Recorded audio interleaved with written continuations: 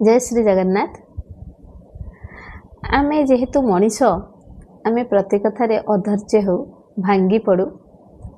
मोर ठीक मने अच्छी आमे पिला बेले यौथ परिवार रे बढ़ी बहुत बड़ परिवार। आम नना माने बापा हरिका तीन भाई तेणु तीन बापा तीन जन बड़ बो माने बड़ बो देठी आउ आम बो एमती सी तीन माँ जेजे तापर भाई भूणी आम 17 जन।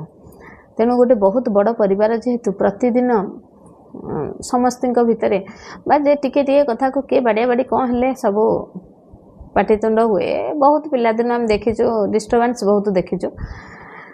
सेते बेले मो नना बोऊ को बुझाती मो बो कांदी पकाती एमती है सेमती कहीकि मो नना बोऊ को गोटे कथा कहती सहिलो रही देखे।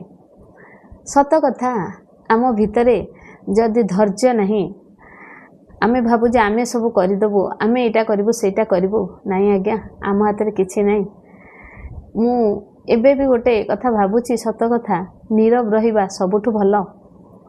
आउ समय को अपेक्षा करिबा जेमती शब्दटा सहिलो रही देखे ता अर्थ समय आसीबो जो भगवान कर कोर्ट अच्छी से कोर्ट रे जो विचार होची तार उत्तर आमे निश्चिंत पाइजिबा।